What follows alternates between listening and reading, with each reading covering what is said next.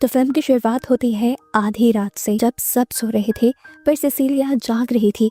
Bed की दूसरी तरफ एड्रियन सोया हुआ था, जो कि उसका हस्बैंड है और एक बहुत ही मशहूर और अमीर ऑप्टिकल इंजीनियर भी है। बज़ाहिर तो सिसिलिया की जिंदगी आइडियल थी, लेकिन अंदर से वही जानती थी कि वो किस जहन्नुम में रह रही है। एड्रियन एक जालिम और कंट्रोलिंग हस्बैंड था। वो उसे कंट्रोल भी करता था और टॉर्चर भी करता था, और सिसिलिया अब उससे आजादी चाहती थी। लेकिन वो जानती थी कि इस तरह एड्रियन उसे अपनी लाइफ से निकलने नहीं देगा, इसलिए उसने भागने का डिसाइड किया। पूरा प्लान वो कर चुकी थी। भागने से पहले वो एड्रियन को बेहोश होने के लिए एक मेडिसिन देती है, और जैसे ही उसे यकीन होता है कि इस मेडिसिन ने अपना काम कर दिया है, तो वो जल्दी जल्दी अपना सामान पैक करती है और घर से निकलने की तैयारी करती है। घर के सभी कैमरास को वो डिफ्यूज कर देती है, सिवाय एक कैमरा के जो उसके रूम में लगा हुआ था, और उस कैमरा और अपने फोन के जरिए वो एड्रियन पर नजर रख सकती थी। इसके बाद वो जल्दी से कपड़े बदलती है, और जैसे ही घर से निकलने वाली होती है तो गैराज में उसे अपना डॉग दिख जाता है। इस बेचारे मासूम को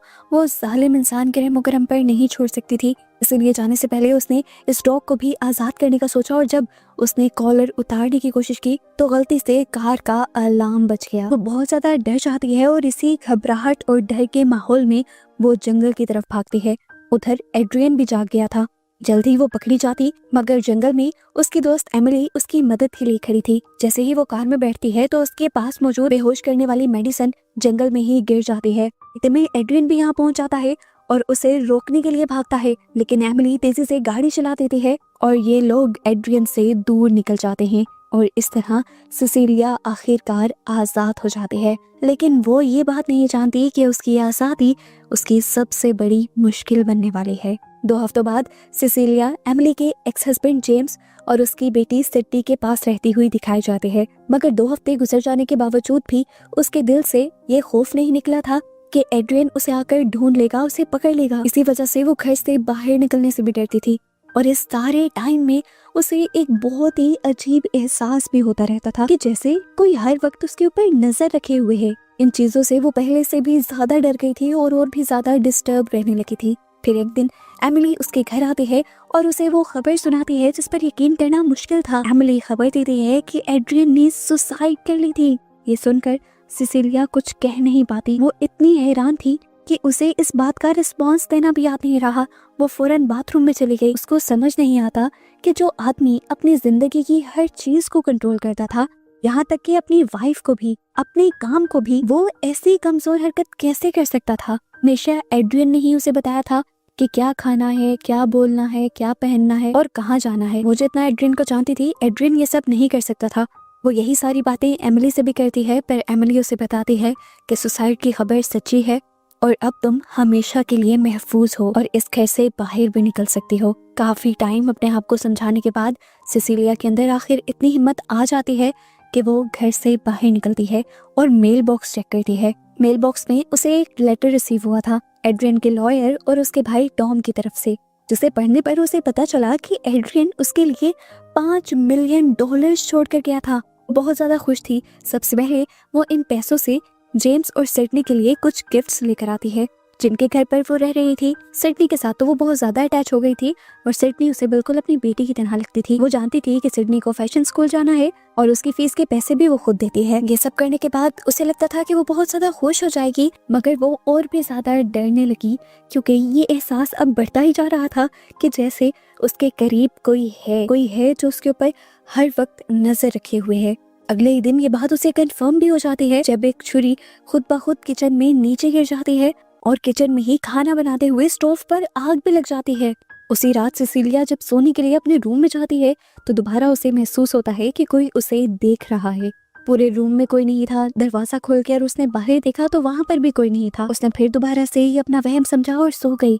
आधी रात में दोबारा उसकी आंख खुली। उसे अपने करीब किसी के सांस लेने की आवाज आती है। सिसिलिया इतना ज्यादा डर जाती है कि अपने आप को मूव भी नहीं कर पाती। कुछ ही देर बाद कोई उसके ऊपर से चादर खींच लेता है और उन लोगों की पिक्चर्स लेता है। वो डर कर अब उठकर बैठ गई। वो अब समझ चुकी थी कि कोई तो है जो उसके आसपास है, जो उस पर नजर रख रहा है, और अब तो वो उसे अपने सामने वाली चेयर पर बैठा महसूस भी कर पा रही थी। लेकिन उसे समझ नहीं आता कि वो उसे देख क्यों नहीं पा रही। सिसिलिया डर कर जेम्स को फोन करती है, मगर जब वो आता है तो उसे कोई भी नहीं मिलता। जेम्स सोचता है कि सिसिलिया अभी भी एड्रियन की वजह से सदमे में है और उसे आराम करने को कहता है। सिसिलिया खामोश हो जाती है। अगले दिन जब वो जॉब इंटरव्यू के लिए जाती है और अपना पोर्टफोलियो दिखाने वाली होती है तो उसके साथ एक अजीब चीज होती है, उसकी फाइल अंदर से खाली निकलती है। ये देखकर सिसिलिया की तबीयत खराब हो जाती है और वो बेहोश हो जाती है। उसे हॉस्पिटल एडमिट कर दिया जाता है। कुछ घंटों में उसे होश भी आ जाता है और उसे घर भी भेज दिया जाता है। और अगले तीसरे दिन डॉक्टर उसे फोन कर एक शॉकिंग चीज ये बताते हैं कि उसका ब्लड टेस्ट किया गया था और उसके ब्लड में एक मेडिसिन की मिकदार बहुत ज्यादा मिली है। ये वही मेडिसिन थी जो उसने इस्तेमाल की थी एड्रियन को बेहोश करने के लिए। एक और बहुत ही ज्यादा अजीब चीज उसके साथ ये होती है कि जो बोतल वो जंगल में गिरा आई थी उसी मेडिसिन की, वो बोतल अब उसे अपने ही साइड टेबल पर मिली थी। इस पॉइंट पर आकर उसे 100% श्योर हो गया कि जो भी उसके ऊपर नजर रख रहा था, जो उसके साथ ये सारे काम कर रहा था, वो कोई और नहीं बल्कि एड्रियन ही है। इस चीज का यकीन होने के बाद वो एड्रियन के भाई टॉम और जेम्स जिसके घर पर वो रह रही थी उन दोनों के साथ मीटिंग करती है और उन्हें सीधा सीधा बताती है कि एड्रियन जिंदा है। वो क्योंकि एक ऑप्टिकल इंजीनियर है, जरूर उसने कोई ऐसी चीज तैयार की है जिससे वो अपने आप को गायब कर सकता है। उसने अपने आप को इनविजिबल बना लिया है सिर्फ उसे तंग करने के लिए। टॉम सिसिलिया से कहता है, सिसिलिया मैं समझता हूँ तुम्हारी फीलिंग, मेरे भाई ने मुझे भी बहुत टॉर्चर किया था और मैं ये भी जानता हूँ कि उसने तुम्हें भी बहुत मैनिपुलेट किया, बहुत टॉर्चर किया, लेकिन मेरी बात सुनो, कोई भी आदमी मरकर जिंदा नहीं हो सकता। एड्रियन मर चुका है और मेरे पास उसके मरने का सबूत है। यकीन दिलाने के लिए वो सिसिलिया को उसकी सुसाइड की पिक्चर्स भी दिखाता है। इन्हें देखकर सिसिलिया और भी ज्यादा कंफ्यूज हो जाती है। तो टॉम कहता है, मुझे तुम्हारे लिए दुख है, मेरा भाई तुम्हें इतना ज्यादा टॉर्चर कर चुका है कि तुम उसके मरने के बाद भी उसी के दिए हुए सदमे में हो। परेशान होकर सिसिलिया अपनी सबसे अच्छी दोस्त एमिली से बात करने के लिए जाती है। उसे यकीन था कि एमिली उसे सहारा देगी, लेकिन यहाँ पर तो उल्टा ही था। एमिली उस पर चिल्लाने लगी, गुस्सा होने लगी और इसकी वजह वो ये बताती है कि उसे कुछ दिन पहले सिसिलिया की तरफ से एक ईमेल रिसीव हुई थी जिसमें सिसिलिया ने उसे बहुत बुरा भला कहा था, यहाँ तक कि उसे मारने की भी धमकियां दी थी। मैंने तुम्हें कोई ईमेल नहीं भेजी, सिसिलिया फौरन उसे जवाब देती है और उसे समझाने की कोशिश करती है कि यही बात मैं तुमसे डिस्कस करने के लिए आ रही थी कि कोई इनविजिबल इंसान है मेरे आसपास जो मुझे कॉन्टिन्यूस तंग कर रहा है और मुझे यकीन है कि ये ईमेल भी उसी ने की होगी। पर एमिली उसकी बातों पर एतबार नहीं करती। सिसिलिया अब घर आकर जब अपना ईमेल चेक करती है तो उसे वो ईमेल भी मिल जाता है जो एमिली को भेजा गया था। इसमें इतनी भयानक और इतनी अजीब चीजें लिखी हुई थी कि सिसिलिया खुद भी रोते रोते नीचे गिर गई। उस आदमी की वजह से उसकी एक दोस्त थी वो भी उसकी जिंदगी से चली गई।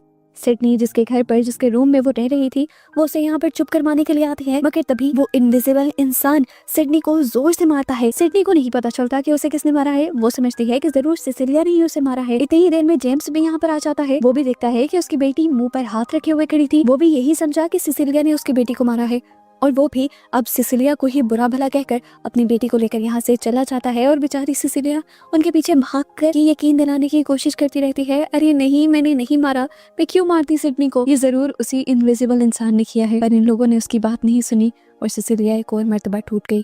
सिसिलिया जो अब इन सारी चीजों से बहुत ज्यादा तंग आ चुकी है, वो अब फैसला कहती है कि वो इस इनविजिबल इंसान का सामना करेगी और उसकी हकीकत सबके सामने लेकर आएगी, चाहे वो एड्रियन ही हो। सबसे पहले वो अपनी सेफ्टी के लिए एक छुरी उठा लेती है, जिसके बाद वो पूरे फ्लोर पर कुछ चीजें गिरा देती है ताकि जैसे ही इनविजिबल इंसान यहाँ से चले तो उसे पाँव के निशान नजर आ जाएं। पर इनविजिबल इंसान वो सारी चीजें साफ कर देता है और ये तरीका उसका काम नहीं करता। अब वो ये कंफर्म करने की कोशिश करती है कि क्या ये इनविजिबल इंसान एड्रियन ही है, इसलिए वो एड्रियन की फोन पर कॉल करती है और शॉकिंगली फोन की आवाज इसी घर के एटिक से आती है। एक मर्तबा तो एड्रियन की वजह से वो बहुत ज्यादा घबरा गई थी, लेकिन फिर उसने अपने डर पर काबू पाया और एटिक में वो इसका मुकाबला करने के लिए गई। वहाँ उसे एड्रियन का फोन मिला और फोन के अंदर एड्रियन ने जो उसकी तस्वीरें ली थी वो भी मिली। ये कंफर्म हो गया कि एड्रियन ही उसके रूम में आकर उसकी पिक्चर्स दे रहा था। इसी एटिक में उसे एक छुरी और इस पूरे घर के ब्लूप्रिंट्स भी मिल जाते हैं। इन सब चीजों के बाद वो नीचे आती है क्योंकि उसे नीचे किसी के चलने की आहट महसूस हो रही थी। वो किचन में गई तो इनविजिबल इंसान ने उसे गर्दन से पकड़ लिया। सिसिलिया चिल्लाती रही, रोती रही, पर वो उसका गला खोंटता रहा, जिसके बाद वो उसे जोर से डाइनिंग टेबल पर फेंकता है और फर्श पर घसीटते हुए कहीं दूसरी जगह ले जाता है। बहुत मुश्किल से ही सिसिलिया ने इस मर्तबा अपने आप को एड्रियन से बचाया था, जिसके बाद वो घर से भागकर रोड पर आ गई। आते ही उसने टैक्सी ली और एड्रियन के घर चली गई, क्योंकि वो जानना चाहती थी कि घर से भागने के बाद ऐसा क्या हुआ था कि एड्रियन एक इनविजिबल इंसान बन गया। चाहते ही वो अपने आप को एड्रियन की लेबोरेटरी में बंद कर देती है और लैब में उसे एक सूट दिख जाता है जो एड्रियन को इनविजिबल बना रहा था। इतनी ही देर में उसे आहट होती है कि लेबोरेटरी के अंदर कोई आ चुका है, लेकिन इससे पहले कोई उसे देख लेता वो ये इनविजिबल सूट चुराकर एक कबर्ड के अंदर छुप जाती है। इनविजिबल इंसान ने दोबारा उसे ढूंढ लिया था, लेकिन अब भी वो उसके जंगल से बचकर यहाँ से भाग जाती है और भागते ही यहाँ से एमिली को वो फोन करती है और एक रेस्टोरेंट में मिलने के लिए बुलाती है। एमिली आना तो नहीं चाहती थी, लेकिन क्योंकि उसने सिसिलिया के लहजे में बहुत ज्यादा घबराहट और सच्चाई महसूस की थी, इसलिए वो होटल में आ गई। इससे पहले कि वो एमिली को सूट के बारे में बता पाती, यहाँ पर एक और बहुत ही शॉकिंग इंसिडेंट यानी हादसा हो जाता है। एक तेज धार चाकू एकदम से एमिली के गले पर चलता है और फौरन ही वो सिसिलिया के हाथ में आ जाता है। सब उसी इनविजिबल आदमी ने किया था और छुरी उसने सिसिलिया के हाथ में इसलिए रख दी थी ताकि ये सारा केस इस तरह से फ्रेम हो कि लोगों को लगे कि सिसिलिया ने ही अपने दोस्त एमिली का मर्डर किया है। लोग भी यही देखते हैं और फौरन पुलिस को कॉल कर लेते हैं। सिसिलिया को अरेस्ट कर लिया जाता है। पूरे रास्ते सिसिलिया पुलिस वालों का दिमाग खाती रहती है कि मैंने नहीं किया, ये इनविजिबल इंसान ने किया है। मैं यही सब बताने के लिए तो एमिली के पास गई थी। पर पुलिस को लगता है कि सिसिलिया एक साइको है, इसीलिए वो उसे एक साइकेट्रिक हॉस्पिटल में एडमिट करवा देते हैं। यहाँ पर भी वो जोर जोर से चिल्लाती रहती है कि मैं किलर नहीं हूँ, किलर एड्रियन है, और उससे तंग आकर नर्सेस उसे बेहोशी का इंजेक्शन लगा देती हैं।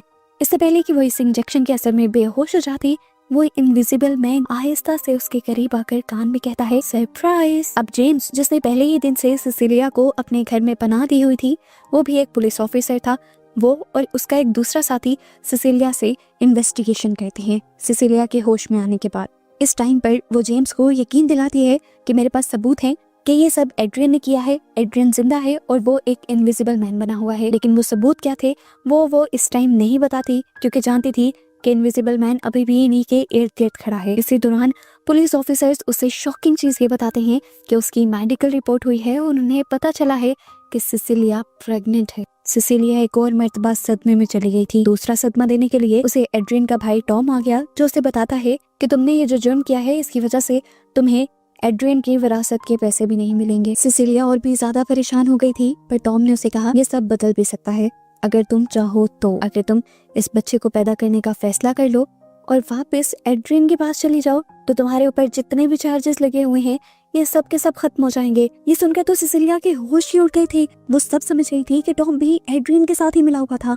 डील करवाने के लिए टॉम यहाँ पर कुछ पेपर्स भी लेकर आया हुआ था। सिसिलिया डील करने से तो इनकार कर लेती है, लेकिन ब्रीफ केस में से एक पेन चुरा लेती है। उसे इस टाइम बच्चा पैदा नहीं करना था।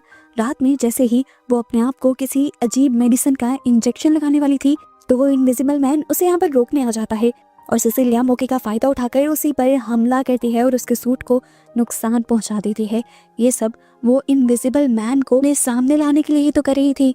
अंदर से शोर की आवाजें सुनते हुए पुलिस ऑफिसर्स अंदर आते हैं, मगर इनविजिबल हुआ एड्रियन उस पर भी हमला कर देता है। सिसिलिया को भागता हुआ और पिछले ऑफिसर को गिरता हुआ देखकर यहाँ पर 2 ऑफिसर्स और आते हैं, जिनके ऊपर भी एड्रियन हमला कर देता है। इनविजिबल मैन के सहारे किए इस काम को देखते हुए और ऑफिसर्स भी यहाँ आते हैं, मगर कोई भी उसे रोक नहीं पाता। सिसिलिया जल्दी से एक ऑफिसर की गन खींच लेती है और एड्रियन को मारने के लिए उसके पीछे भागती है। सिसिलिया जानती थी कि कोई भी उसे देख नहीं पा रहा, सिर्फ वही उसे हल्का हल्का देख पा रही है, क्योंकि थोड़ा सा उसका सूट डैमेज हो गया है।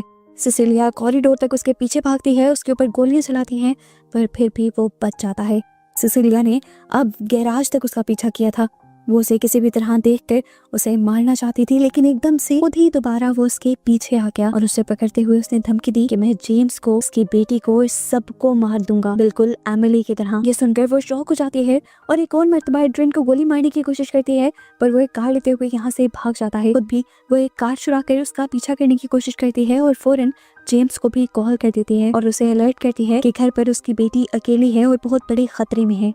वो इनविजिबल मैन यानी एड्रियन जेम्स के घर पहुंचता है और सिडनी उसके आने को महसूस कर लेती है और अपने आप को बचाने के लिए उसके ऊपर पेपर स्प्रे करती है, क्योंकि वो भी इस सारे हमले के लिए मेंटली तैयार हो चुकी थी, क्योंकि उसके डैड ने उसे बताया था। इन्हीं 2-4 सेकंड्स के अंदर जेम्स भी घर पहुंच जाता है और एड्रियन उसे पकड़कर खूब मारता है। इस सारी चीजों को रोकने के लिए यहाँ पर सिसिलिया जाती है फायर एक्सटिंग्विशर लेकर। वो इस फायर एक्सटिंग्विशर को चारों तरफ स्प्रे करती है और जैसे ही स्प्रे इनविजिबल मैन के ऊपर गिरता है तो इनविजिबल मैन सिसिलिया को नजर आने लग जाता है और वो फौरन बिना टाइम वेस्ट किए उसे गोली मार देती है। ये सब देखकर ये लोग मिलकर उसका सूट उतारते हैं और सूट उतारते ही कुछ देर के लिए सिसिलिया की दुनिया रुक जाती है, क्योंकि उसे लग रहा था उसने एड्रियन को मार दिया, लेकिन असल में इस टाइम ये सूट पहने यहाँ पर टॉम था।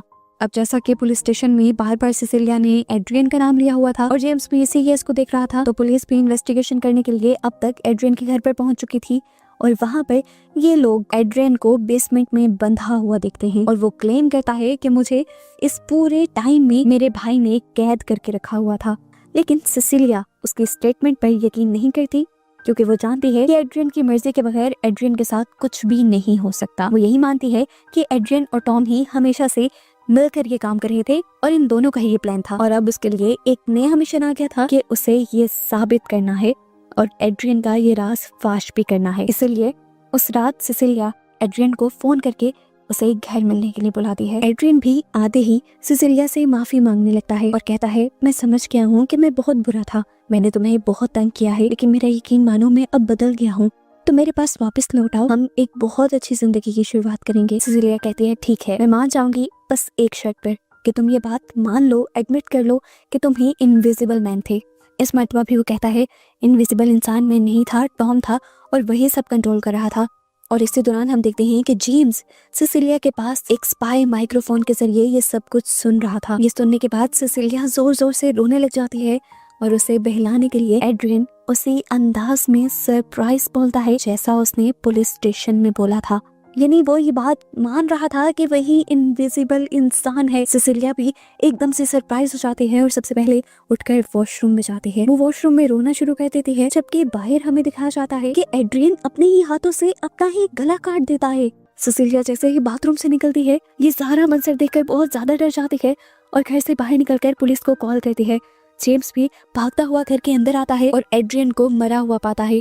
यहाँ पर जो सीसीटीवी फुटेज थी वो तो यही दिखा रही थी कि एड्रियन ने अपने आप को खत्म किया, लेकिन सिसिलिया दोबारा अंदर आई। एड्रियन के पास आकर उसने उसी अंदाज में सरप्राइज बोला जैसे एड्रियन उसे बोला करता था। यहाँ पर ट्विस्ट रिवील होता है कि जो सूट एक मर्तबा सिसिलिया ने छुपा लिया था वही पहनकर सिसिलिया यहाँ आई थी एड्रियन को जान से मारने के लिए। इसके बाद वो वही सूट वाला बैग उठाती है और इस घर से बाहर निकल जाती है।